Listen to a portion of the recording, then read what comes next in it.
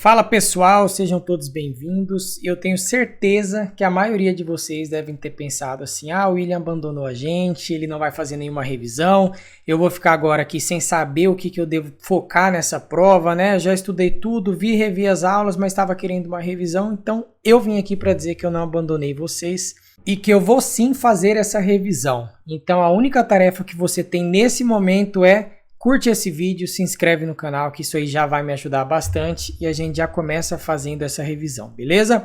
Coloquei a apostila aqui do início, tá? Literalmente da página número 1, então já pega a sua apostila, volta aí para o começo, vamos começar revendo os principais pontos, coisas que eu também acho que pode aparecer em prova, coisas que inclusive eu tinha passado no concurso do Banco do Brasil para a galera que caiu na prova deles e salvou muita gente. Eu tive muito aluno aprovado por conta dessa revisão também, então presta muita atenção nisso daqui, tá? Vamos começar então. Deixa eu passar aqui e chegar na primeira aula, que essa primeira parte ali é sobre análise de edital.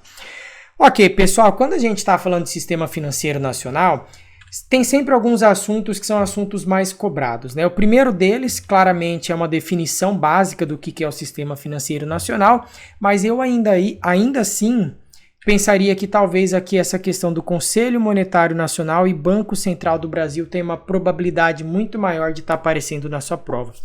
E por que eu penso dessa forma, né? Conselho Monetário Nacional, nós já sabemos que ele é o órgão máximo do sistema financeiro nacional, que ele dita as regras, cria as normas e que aqui você tem os órgãos executores, que também recebem o nome de supervisores, que seguem as normas do Conselho Monetário.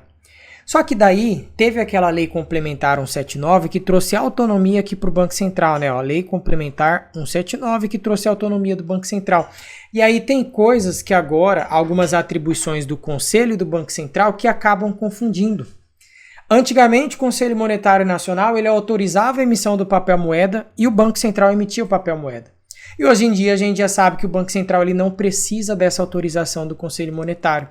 Então, assim, se a prova ela quiser realmente trazer uma coisa atual, uma coisa que acabou, né? Assim, acabou de acontecer que eu falo atual, essa lei aqui, ela tá desde o ano passado já da autonomia do Banco Central, mas é algo recente.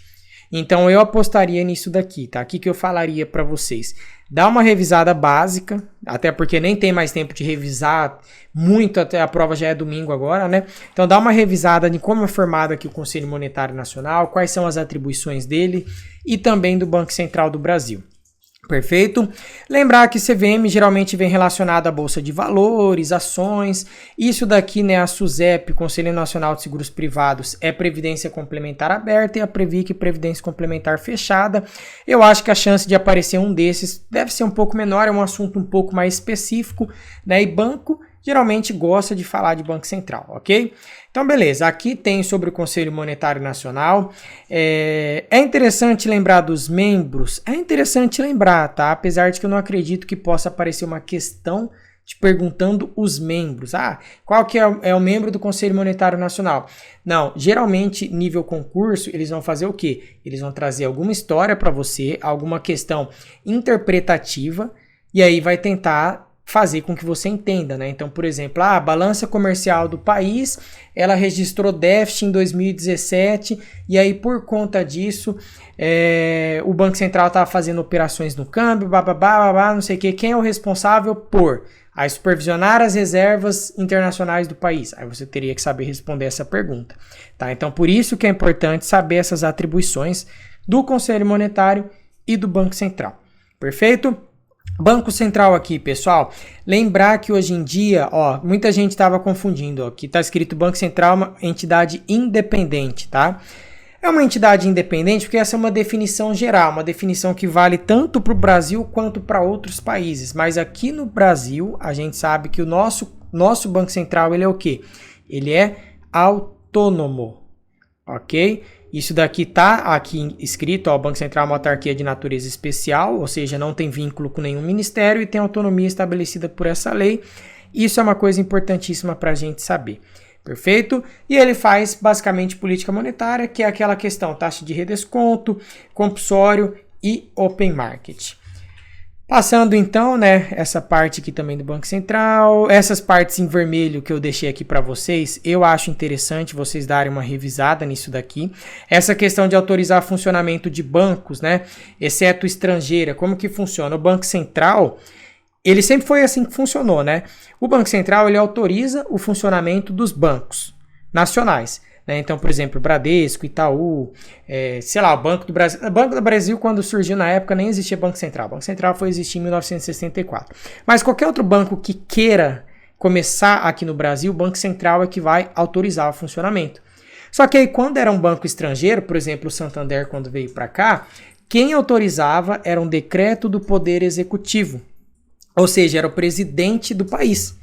E aí teve essa atualização aqui na lei que agora deixou as instituições financeiras somente poderão funcionar no país mediante prévia autorização do Banco Central ou decreto do Poder Executivo quando forem estrangeiras. E aí o Poder Executivo ele basicamente falou que beleza, Banco Central, tô delegando essa função para você. Então hoje em dia quem faz autorização de bancos estrangeiros a atuarem aqui no país é quem? É o próprio Banco Central. Beleza? Então anota isso daí que eu também acho isso daí importante. Questão de política monetária, sem dúvida nenhuma, até porque se você entender política monetária, você vai entender como que funciona taxa de juros com inflação, porque muitas vezes eu falo aqui do Open Market, você já começa a entender a questão de liquidez, né? Então, eu estou fazendo aqui a compra de um título público, então aumenta a liquidez, consequentemente aumenta a inflação. Né? E aí no futuro pode ser que o nosso país precise aumentar a taxa de juros para controlar a inflação, né? Lembra dessa relação. Compulsório. O que o compulsório ele serve? Ele serve para reduzir o multiplicador monetário, ele serve para tirar moeda de circulação, ok? Open Market é a compra e a venda de título público federal e a taxa de redesconto é simplesmente quando o Banco Central empresta dinheiro para os bancos. Beleza? Eu acho essa parte importante, até porque é uma parte que também aparece nas questões de economia. Né? Apesar de estar aqui nesse módulo 1 do Sistema Financeiro Nacional, na parte de economia você usa isso daí também, ok? Não se preocupe em ficar decorando porcentagem, tá? Tem gente que perde tempo com isso aqui não vai aparecer para você, nem faz sentido. Qual que é o conhecimento que você daria para a banca do concurso sabendo que o compulsório sobre depósito à vista é 21%? Não daria conhecimento nenhum. Simplesmente a banca ia saber que você fez o quê? Decorou. Beleza, parabéns. Só que isso daí não é um conhecimento. Então não perde tempo em relação a isso, ok? Pontos chaves da autonomia do Banco Central eu acho importante. Eu acho importante principalmente isso, os mandatos fixos e não incoincidentes de 4 anos para diretores e para o presidente. Tá? Saber que primeiro você tem o presidente do Banco Central, tem os diretores, e os diretores eles entram a cada 2 anos, né? São 2 diretores a cada um dos 4 anos do mandato do presidente da República, e o presidente do Banco Central ele inicia no 3º ano de mandato do presidente. Por que que isso aí acontece? Justamente para você não ter tanta influência política dentro do Banco Central.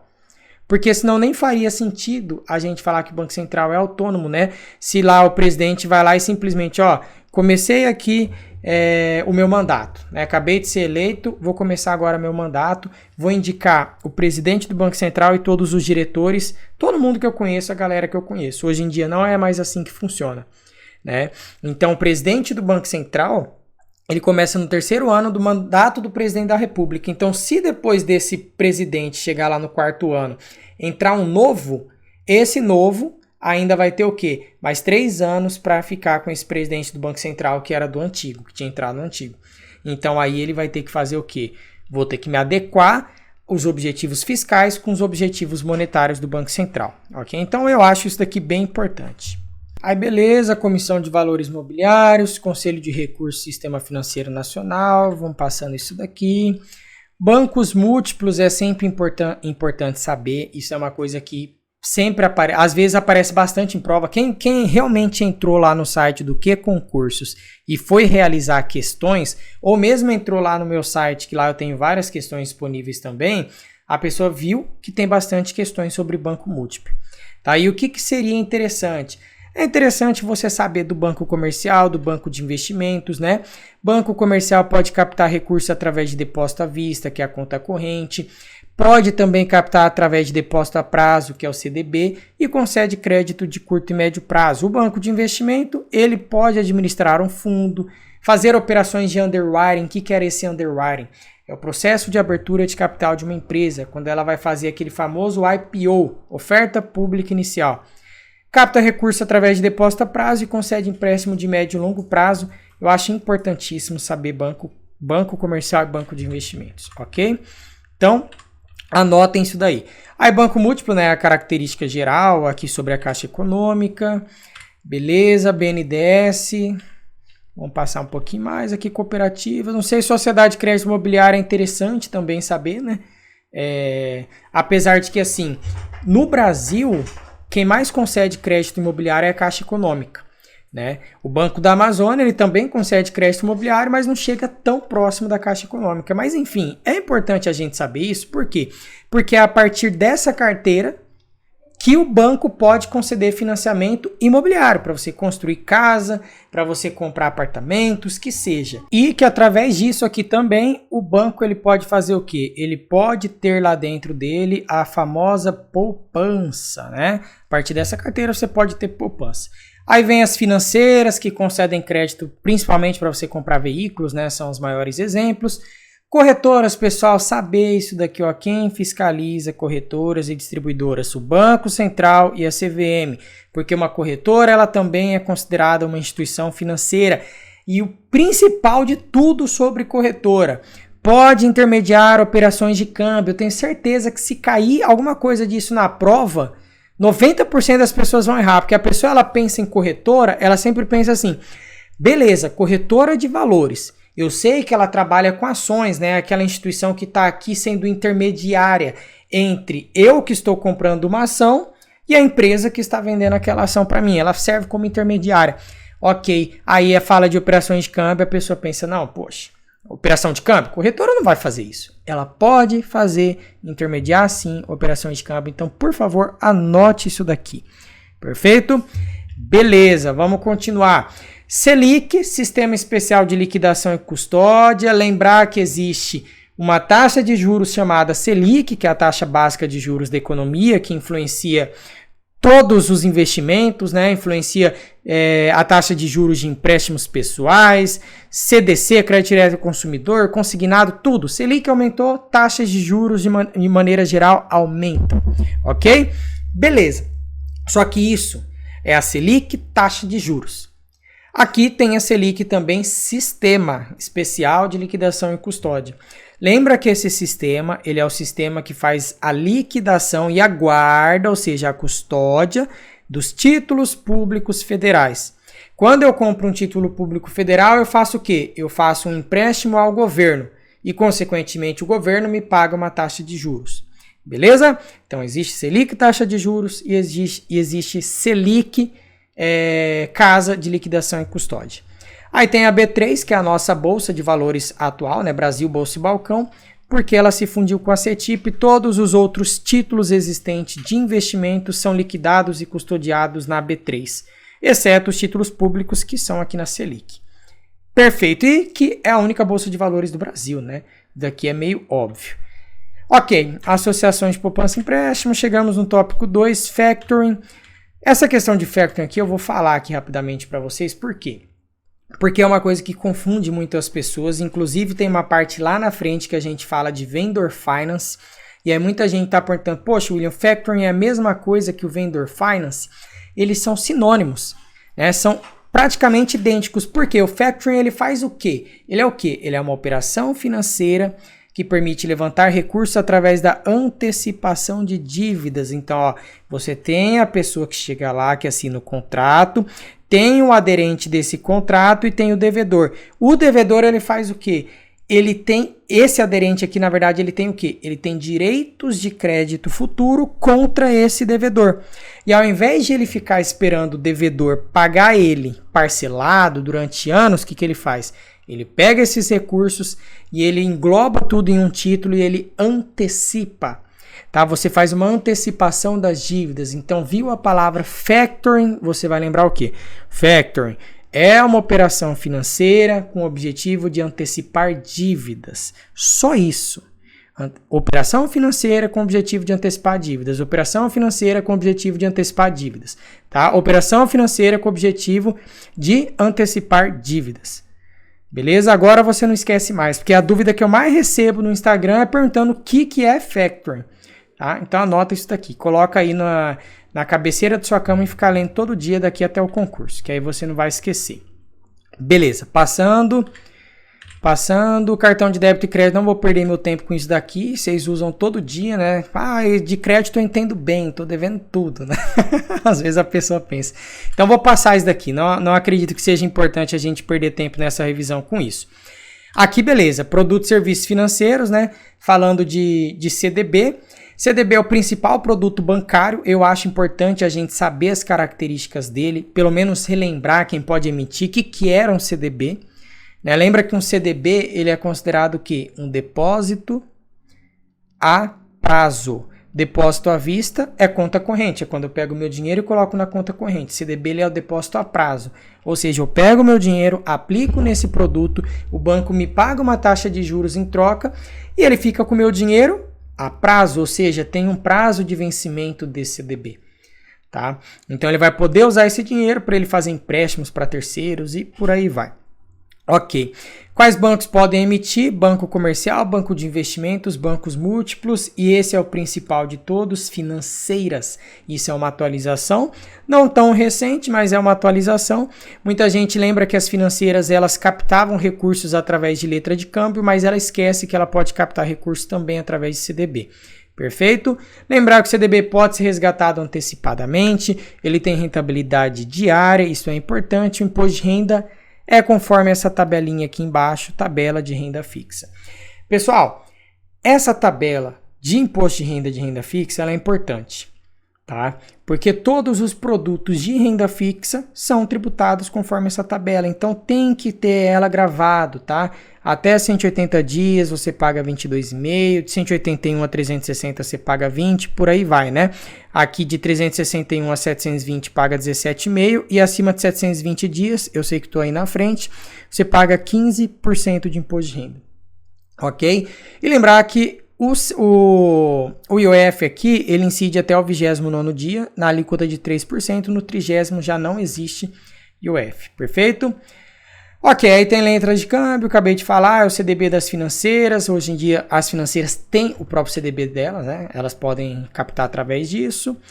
Ok, cobrança e pagamento de títulos, isso daqui não. Commercial Papers, tem uma parte lá na frente que eu faço um resumo sobre debêntures e notas promissórias. Tá? E aí muita gente estava realmente tendo dúvida também aqui, falando, William, nota promissória, o prazo máximo para resgate de uma sociedade anônima aberta é 360 dias, mas eu já vi em algum material que para fechada era 180 dias. Tinha gente perguntando isso, e aí eu falei o quê? Não, 180 dias está desatualizado, tá? Hoje em dia o prazo máximo para resgate é 360 dias, tanto para uma SA aberta quanto para fechada, e o prazo mínimo de 30 dias. Mas não me preocuparia em ficar decorando esse tipo de prazo aqui. O que eu me preocuparia? Em saber o que é um commercial paper, que é um título de dívida de curto prazo e serve para financiar capital de giro. Porque daí na hora que aparecer debêntures serve para quê? Para financiar capital fixo, ou seja, é um título de dívida de longo prazo. É diferente de uma nota promissória. Ok. Vamos passando.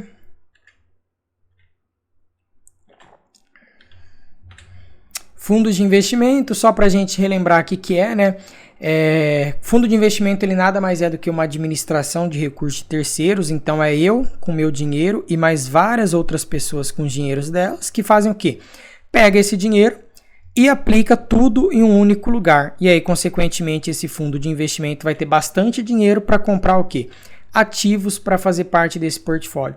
Então, qual que é a grande vantagem de um fundo de investimento? É justamente a diversificação. É você conseguir aplicar com poucos recursos em vários ativos diferentes. Então, o fundo vai comprar lá o CDB, a ação, a letra do Tesouro Nacional, as debêntures, vai comprar o que for de acordo com a classe dele. Beleza? Pessoal, uma coisa que eu também acho interessante sobre fundo de investimento é quando a gente fala de taxa de administração, que é a desvantagem, é uma taxa que sempre existe, ela é cobrada diariamente, mas ela é expressa ao ano, tá? Então lembrar dessa questão de taxa de administração, que corretoras podem administrar fundos, o próprio banco pode administrar um fundo também, ok? Então aqui ó, a taxa de administração expressa ao ano, mas é deduzida todos os dias.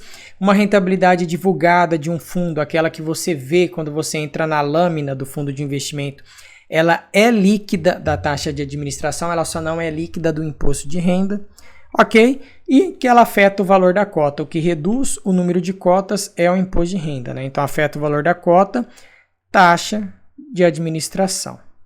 E reduz o número de cotas, o imposto de renda. Beleza.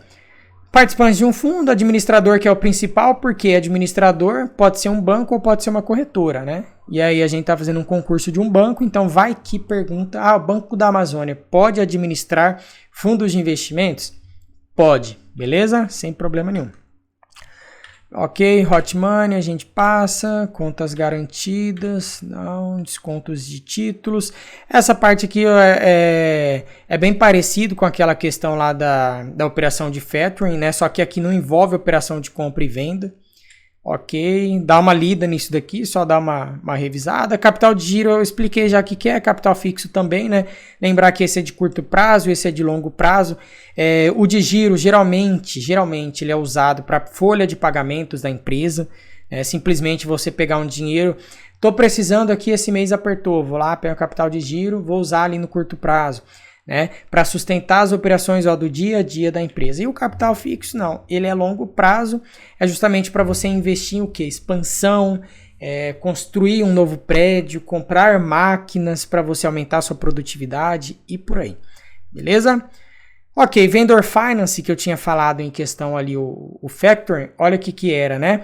Você tem a vendedora aqui, o banco ele adianta os recebíveis para essa empresa vendedora. O que são recebíveis? São direitos de crédito futuro. Só que daí ele antecipa para essa vendedora de que forma? Cobrando uma taxa de desconto, né? Que é chamado de desconto bancário. Então por exemplo, eu vendo cursos parcelado, né? Eu parcelo para os alunos lá, eles podem fazer. E aí eu vou ficar recebendo aquele valor ali mensal, né? Vamos supor que seja assim. Eu posso ficar recebendo aquilo ali todos os meses. Só que se eu quiser, eu posso antecipar também. Falar, não quero esperar aqui 12 meses para receber todo esse dinheiro aqui não. Eu estou precisando do dinheiro para agora, estou precisando do dinheiro para hoje. Eu quero fazer uma antecipação de recebíveis. Eu vou lá no banco e faço essa solicitação. Você vai no banco, no internet banking do seu banco. Você não precisa ir lá no banco. E aí você antecipa, e aí se você tinha, sei lá, R$1.000 para você receber, você vai receber 970, né? O banco ele vai tirar uma parte ali e pegar para ele, porque ele vai estar assumindo o risco da inadimplência, ok? Isso é um vendor finance. É parecido com a operação de factoring? É parecido porque a factoring faz uma antecipação de recebíveis. Só que você faz um contrato entre as partes, envolve um devedor. Aqui não necessariamente está envolvendo um devedor, né? Envolve uma empresa que vende produtos parcelados e ela faz a antecipação dos recebíveis. E aí é esse contrato feito entre a vendedora e o banco. Ok? Então anotem isso daí para não ter problema também. Lembrar que leasing é muito parecido com aluguel, né? Pensa que você está alugando uma casa, isso é o leasing. Né? Você usufrui da casa, mas a casa não é sua. Ok?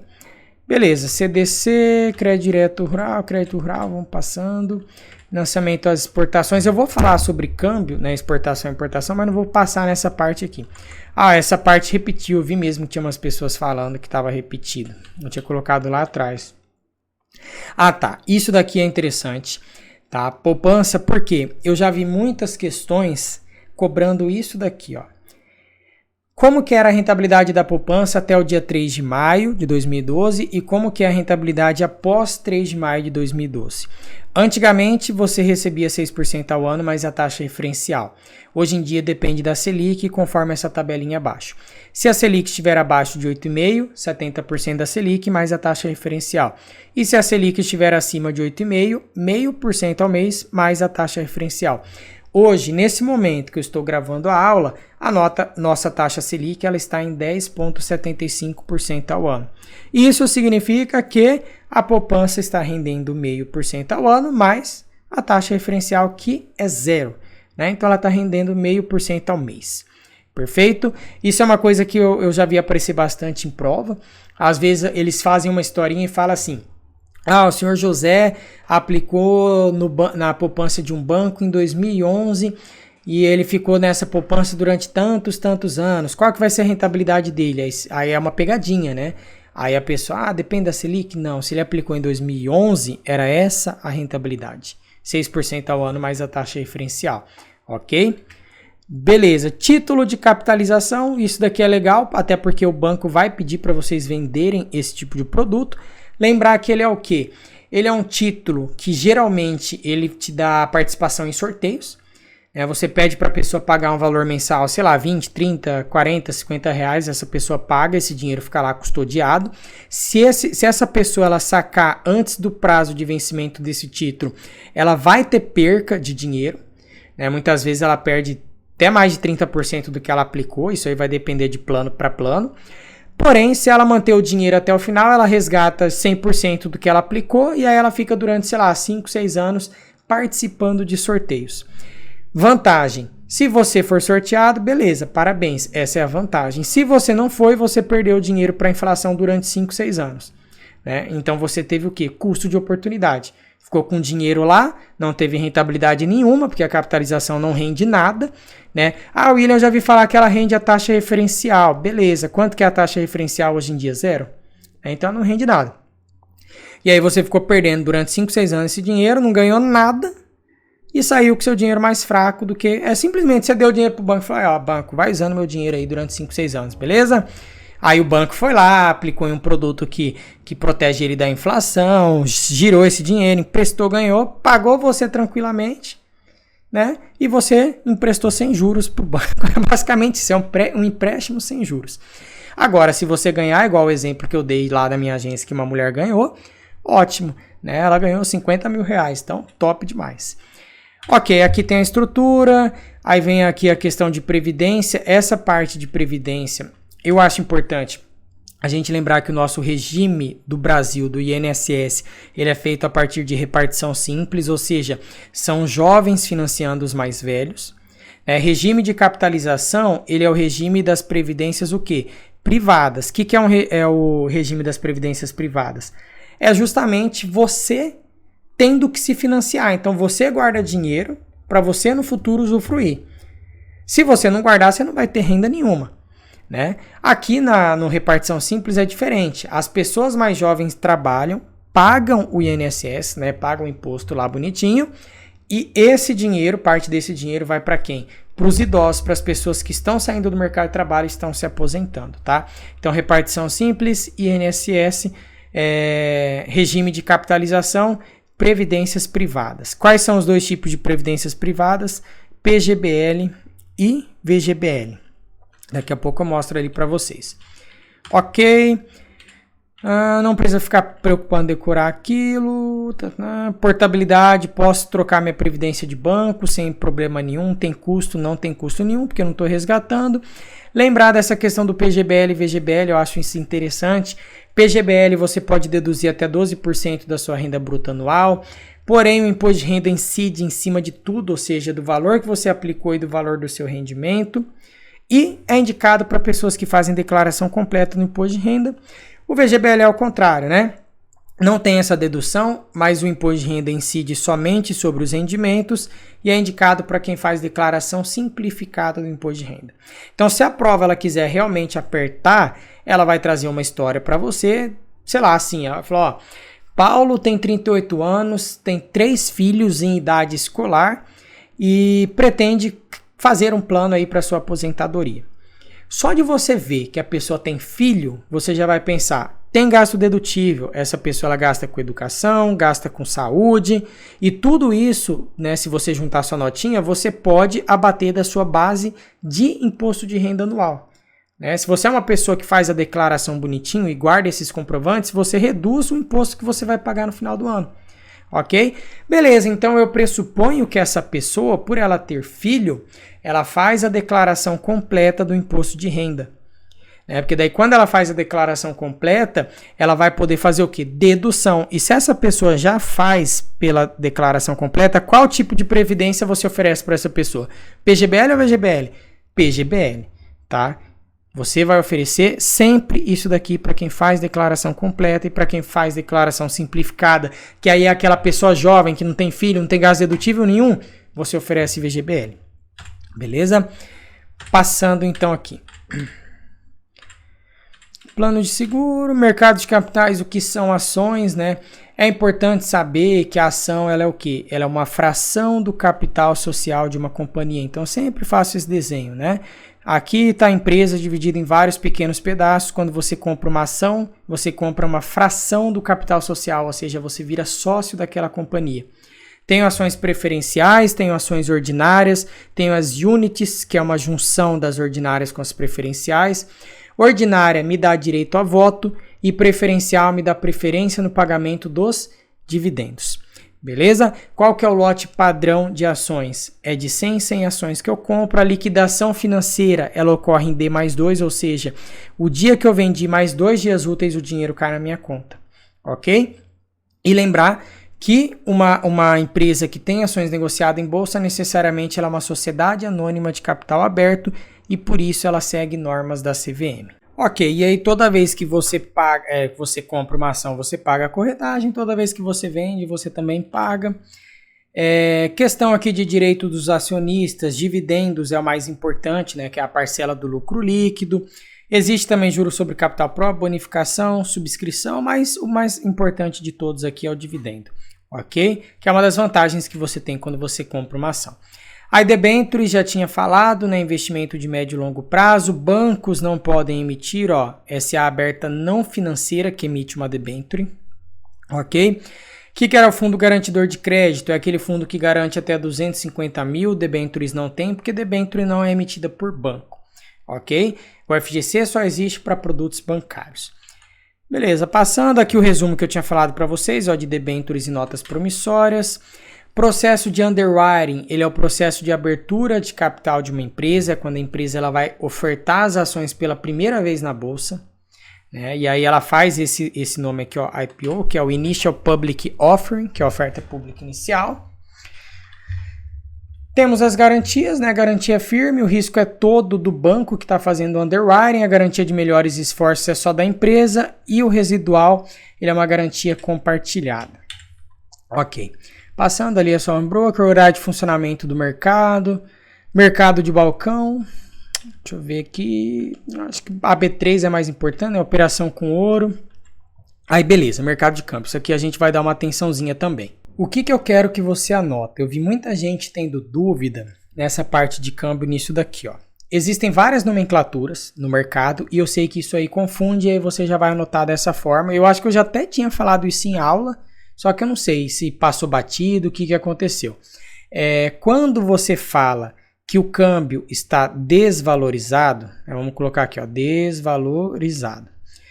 A gente diz o quê? Que o real ele está em queda, está desvalorizado.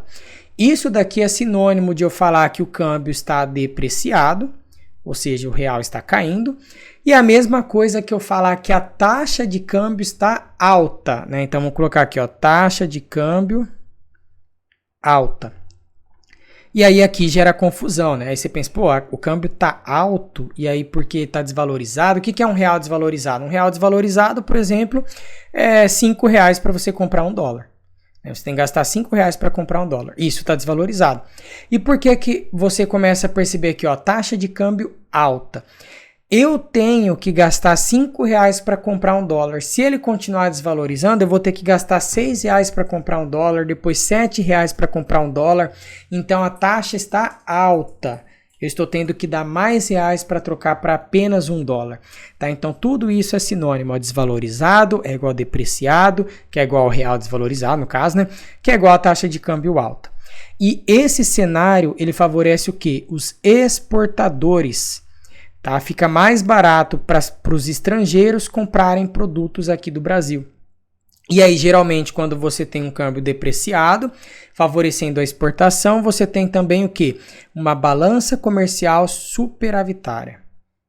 O que era a balança comercial? A balança comercial nada mais é do que exportação menos importação. Se ela é superavitária, significa que você arrecada mais. Não arrecada não, porque não é governo tributando. Significa que você vende mais do que compra. ou seja, você tem dinheiro sobrando, ok? E se a balança comercial está superavitária, não necessariamente, mas pode ser que a balança de pagamento seja superavitária também, né? A balança comercial ela é a principal de todas as balanças. Então, geralmente, se ela está superavitária, a gente diz que ocorre um aumento das reservas internacionais. Mas quem realmente prestou atenção na aula sabe que depois da balança comercial ainda tem a balança de transações correntes, tem ainda a conta de capital, e que por mais que essa seja superavitária, pode ter alguma outra que seja deficitária e contrapõe isso daqui e as reservas não subam, né? Mas se na sua prova falar alguma relação direta entre balança comercial superavitária e reservas internacionais, você pode falar que aumenta, tá? Porque ela é a balança de maior peso que tem dentro da balança de pagamentos. Beleza. Isso para o desvalorizado. Então vamos lá para o valorizado, né? Então real valorizado significa que o real está subindo, né? Ou seja, ele está apreciado, apreciado. E a taxa de câmbio, ela está o quê? Baixa. Taxa de câmbio baixa. É a mesma coisa que eu falar, por exemplo, o real, ó, eu preciso gastar 80 centavos para comprar $1. Isso é um câmbio apreciado. E quando isso daqui acontece, a gente tem uma taxa de câmbio baixa. Ó, eu pago pouco para comprar $1, eu só dou 80 centavos para comprar $1. Isso é um câmbio baixo. E isso favorece o quê? Favorece importação. Tá? Os importadores. E aí, consequentemente, se você está importando, você está comprando com dólares, né? Você precisa de dólar para gastar lá fora. E aí você está gastando mais do que você recebe, do que você vende. Aí a tendência é que a balança comercial ela seja o quê? Deficitária. E, consequentemente, a tendência é que as reservas internacionais caiam. Beleza? Então tá anotado isso aí. Isso aí era a dúvida que eu queria para vocês pararem de errar sobre câmbio. Beleza? Não vou voltar a falar tudo isso daqui um por um, claro, porque foi uma das aulas mais pesadas que teve e realmente exige que você veja, reveja isso aqui várias e várias vezes para você fixar, principalmente essa parte de taxa de câmbio. Teve gente que fala, William, a fórmula tá errada. Não tá errado, tá? Não tá errada a fórmula. Se você quiser, entra lá no livro Manual de Macroeconomia, os professores lá da USP, você vai ver que a fórmula é exatamente essa daqui, tá? Então, fórmula da taxa de câmbio real, fórmula da taxa de câmbio nominal. Leia isso daqui para você relembrar como que funciona, tá? Beleza. Isso foi o que eu acabei de passar. Então a gente já nem fala mais disso, né? Vamos passando. Essa relação aqui de juros, eu acredito que se aparecer sobre juros assim pode aparecer isso? Pode, tá no edital. Mas eu acredito que ficaria mais a questão da Selic, porque a Selic aqui no Brasil ela tá aumentando bastante. Ela vem aumentando para tentar controlar a inflação. É algo recente, né? Seria uma atualidade. E aí você, consequentemente, aumentando a taxa de juros, ó, se o juros interno ele sobe, o que acontece? Entra capital estrangeiro, então a galera começa a trazer dinheiro para o país com o objetivo de ganhar essa taxa de juros. Aí, consequentemente, o câmbio valoriza, ou seja, o seu real valoriza. Isso favorece a importação, você tem déficit aqui na balança de pagamentos. Ok? Lembrar dessa relação, é uma relação bem tranquila essa daí. Ok, operações com derivativos, mercado de opções, futuro, a termo e swap. O que eu gostaria de fazer de resumo aqui para vocês, tá? Vou falar em relação à tributação. Esses 3 primeiros mercados, né? Deixa eu tirar essa chavinha ali para não confundir vocês. Mas esses 3 primeiros mercados aqui, você tem uma tributação conforme renda variável, ou seja, você paga 15% de imposto de renda, caso você tenha lucro, e se você fizer um day trade, você vai pagar o quê? 20% de imposto de renda. E o mercado de swap, ele é o único que a tributação é diferente. A tributação, ela é conforme o quê? Renda fixa, que é aquela tabela que eu falei para vocês, 0 a 180 dias, 22,5 e por aí vai. Beleza? Ok, mercado a termo é um mercado que eu faço contrato, onde não ocorre uma padronização dos contratos, não tem ajuste diário e o imposto eu acabei de falar para vocês, né? 15%, beleza.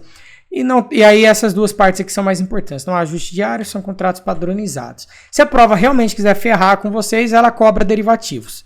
tá? Porque derivativos é um assunto chato, difícil, todo mundo sabe disso, né? Se você estudou aqui, possivelmente você deve ter dado uma outra boiada, ou você gostou muito, você falou, caraca, adorei, curti demais derivativos, ou você falou, meu Deus, né? Não entendi nada. E aí, se a prova ela quiser ferrar com vocês, ela cobra alguma coisa relacionada a isso, porque eu sei que é chato. Então, mercado futuro, a diferença é padronizado e tem ajuste diário, exige a margem de garantia, tributação é a mesma coisa, beleza? Swap é tributado como renda fixa, liquidação em D+1, o que eu tinha falado, que mais que era? Swap, lembrar que ele é uma troca de indexador, é você trocar uma taxa fixa por flutuante, flutuante por fixo ou flutuante por flutuante, você pode fazer isso. E aí nesse exemplo aqui, né, muita gente me alertou para uma coisa que estava errada aqui, realmente está errado. Uma pessoa tem dívida em dólar no total de 100 mil dólares. Dólar está sendo cotado a 3,10, então sua dívida equivale a 310 mil. Então essa pessoa acha que o dólar vai desvalorizar. Se o dólar vai desvalorizar, a dívida dessa pessoa vai cair, não vai aumentar, né? Mas beleza, a única coisa que você vai mudar aqui nessa questão é tirar esse desvalorizar e você vai escrever o quê? Valorizar, ou seja, o dólar vai se valorizar, consequentemente o real vai se desvalorizar. E aí a pessoa ela vai precisar gastar mais reais para pagar a dívida dela, ok? Aí ela vai lá e faz atrela seu CDB à variação cambial justamente para ela ficar protegida aqui na valorização. Isso daí é um swap. Mercado de opções, essa tabela é o principal para vocês lembrarem, titular call, lançador call, titular put, lançador put. Lembrar que esse é direito de comprar, direito de vender, obrigação de comprar. Aí eu falo, se a prova realmente quiser tirar pessoas da concorrência, cobra aqui isso daqui, né? Fala uma questão desse jeito. O titular de uma opção, ou então melhor, o lançador de uma opção de venda put tem, aí letra A, direito de comprar determinada quantidade de ações a um preço e um prazo pré-estabelecido. Letra B, direito de vender determinada quantidade de ações a um preço e um prazo pré-estabelecido. A letra C, obrigação de vender determinada quantidade de ações ao preço e ao prazo pré-estabelecido. E a letra D, obrigação de comprar determinada quantidade de ações ao prazo pré-estabelecido. Aí a pessoa ela olha e fala, eu não sei, eu vou chutar, pega e chuta. Né? Agora, você que estudou comigo, você sabe. Lançador de put, obrigação de comprar. E aí vê essa aula para você relembrar o macetinho, tá? Mas assim, eu sendo bem sincero, chutando, tá? Porque tudo que eu tô fazendo isso aqui é chute, tá? Não tem como eu saber o que vai cair na sua prova ou não, né? São expectativas. Eu acho que isso aqui não cai, tá? Essa questão de você ter que, saber o direito de comprar. Se cair, realmente a prova tá querendo ferrar com você, tá? Beleza, vamos passando isso daí. Os gráficos aí também eu acredito que muito menos. Essas garantias é interessante dar uma revisada, tá? Lembrar que essas são garantias pessoais, ou seja, envolvem pessoas, e essas outras 4 aqui são garantias reais, ou seja, envolve bens, tá? Fiança e fiança bancária, muita gente confunde, então anote já que isso daqui, dá uma olhada nessa aula novamente. Alienação fiduciária também, que é uma das principais garantias, então veja isso daqui de novo. FGC é bem tranquilo, né? Questão de garantia 250 milhões, a garantia especial é para o DPGE, que é os 40 milhões, o resto, né, CDB, LCI, LCA, tudo garantia ordinária. Aqui tem um resumo. Crime de lavagem de dinheiro também acho importante, lembrar da pena aqui de 3 a 10 anos, que a pessoa ela vai pagar uma multa no máximo de 20 milhões de reais. Ela pode ter o bloqueio temporário dos bens, tá? Eu sei que eu tô aí na frente, mas aí se você estiver acompanhando com o material, você vai conseguir ver esse bloqueio dos bens. Então isso é importante você anotar. Lembrar que a pessoa, a partir do momento que ela tentou ocultar a origem dos recursos dela, ela já está cometendo crime de lavagem de dinheiro. E aí uma outra coisa importante também é lembrar daquilo que eu falei da questão de crimes antecedentes. Hoje em dia não existe aquilo de crime antecedente para você ser enquadrado na lei de lavagem de dinheiro. Então você tentou ocultar a origem do seu recurso, você já pode ser enquadrado na lei de lavagem de dinheiro. O que eram esses crimes antecedentes? Era a pessoa só vai ser enquadrada na lei 9.613 se ela cometer sequestro, estupro, assassinato, financiamento do terrorismo. Hoje em dia não existe mais isso, ok? Beleza, as fases da lavagem de dinheiro, colocação, ocultação e integração. Isso daí é interessante. Lembrar o que é um paraíso fiscal também, tá? COAF, que é o órgão máximo no combate à lavagem de dinheiro. E aí, detalhe, ó, ele é composto pelo presidente e mais 12 servidores. E hoje em dia, ele é vinculado a quem? Ao Banco Central. Ou seja, um dos servidores aqui do Banco Central faz parte do COAF. Você vê que tem 12 órgãos aqui que fazem da composição do plenário do COAF.